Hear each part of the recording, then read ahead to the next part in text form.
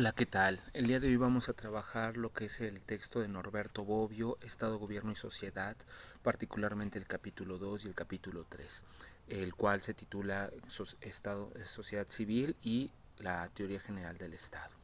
Bueno, pues, comenzando con el capítulo 2 de Norberto Bobbio en este interesante documento,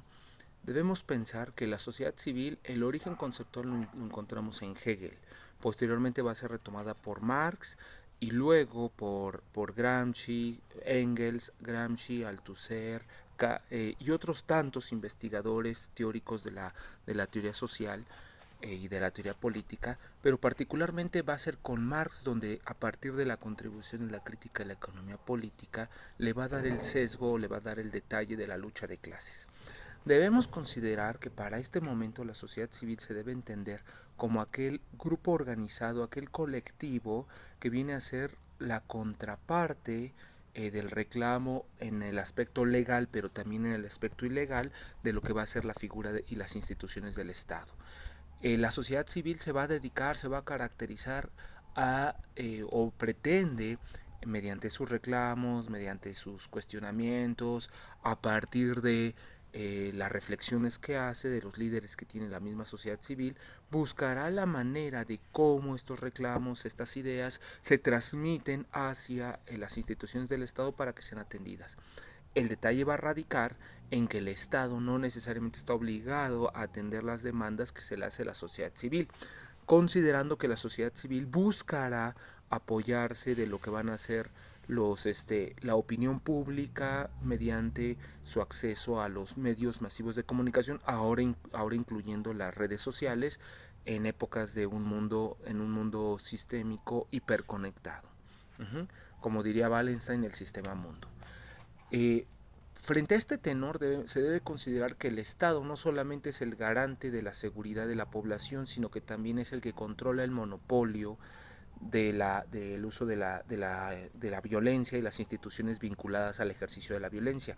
Pero eso es la parte más visible del Estado. El Estado también se va a encargar de la administración política, económica, ideológica, e incluso va a tener injerencia en los aspectos y los dictámenes religiosos. Prueba de eso es, por ejemplo, podemos reflexionar sobre el papel que juega el rey Carlos, el rey Guillermo, el actual emperador de Inglaterra, que es el sumo sacerdote de la iglesia protestante o la iglesia anglicana en el ámbito mundial, pero también tiene un papel fundamental en el ejercicio de la política de Inglaterra, de la corona británica. Bueno, en ese sentido, entonces, no hay una garantía en la negociación entre la sociedad civil y el Estado, donde la coordinación de los miembros de la sociedad civil, la organización de pequeños grupos que vayan integrando estas formas alternativas de reclamo, como pueden ser las resistencias, los movimientos sociales, la formación de partidos políticos, en un momento dado se requiere y se apela a la sociedad civil para que las ideas se sumen, para que se integren a las causas, ¿no? Para que el reclamo sea más popularizado y de esa manera sean más personas las que intervengan en el ejercicio de la demanda. Bueno, eso por esa parte. Sin embargo, debemos considerar de que el Estado también puede jugar la carta de crear sus propios, no solamente sus propias instituciones, sino sus propios movimientos sociales, sus propias condiciones de sociedad civil, tanto para vinculadas obviamente a la opinión pública, tanto para restringir o limitar la participación de los miembros que verdaderamente están haciendo la lucha de la sociedad civil o para apelar a la buena voluntad de la opinión pública con que es justo y necesario hacer uso de las Fuerzas Armadas para aplacar, para controlar, para eliminar a estos grupos que están atentando contra la paz y el bienestar de la sociedad en general. Bueno, en lo que respecta al capítulo 3 sobre la teoría del Estado, se debe recordar de que aquí aparecen una serie de autores. Bobbio nos está haciendo toda una radiografía que va desde Aristóteles con el famoso libro de la política, Platón con la República, brincamos en el tiempo con Kant y la paz perpetua, en donde se van a retomar, donde la idea fundamental ahí va a ser cómo los estados pueden negar su soberanía para integrar un Estado-nación, cual República de México, cual República de Estados Unidos, donde los estados, las provincias ceden sus propias autoridades a una constitución general. Aquí vamos a hablar también, aquí Bobbio también habla sobre Montesquieu, el papel fundamental que tiene Montesquieu en la construcción del espíritu de las leyes, donde enfatiza la existencia de tres poderes que actualmente están en México, por ejemplo, lo que es el poder ejecutivo, el legislativo y el judicial. Entonces, Bobbio está haciendo toda esta mezcolanza histórica, en cierta manera, la está haciendo de hecho de una manera cronológica, con la intención de explicar, de exponer cuáles son los alcances, cuáles son las limitaciones del Estado, cómo es que el Estado ejerce el derecho a la violencia, en qué condiciones lo hace, cómo es que establece su gobierno. También aquí se debe ver el papel no solamente que juegan las instituciones y los tres poderes, sino también aparece la figura de Hobbes mediante el Leviatán, pero también aparece Max Weber cuando está hablando de la cuestión de la burocracia, o sea, el cómo se tiene que imponer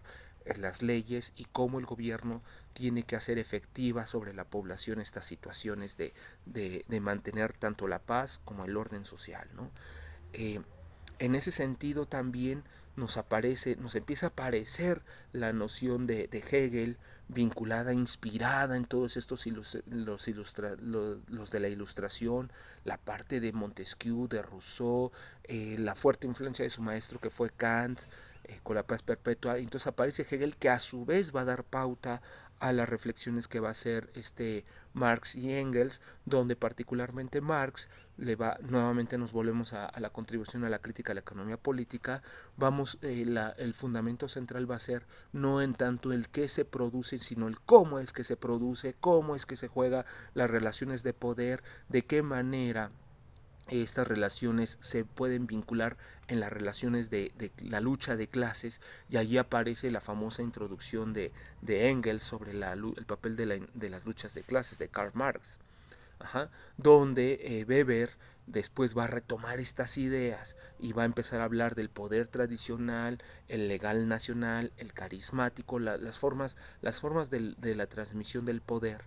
Pero también va a empezar una época de discusión, sobre todo con John Locke, cuando John Locke cuestiona fuertemente el papel de la monarquía como herencia directa o como filiación directa de los reyes, digo, de los dioses en relación a los reyes, o sea, es decir, los reyes siendo hijos de los dioses. Finalmente,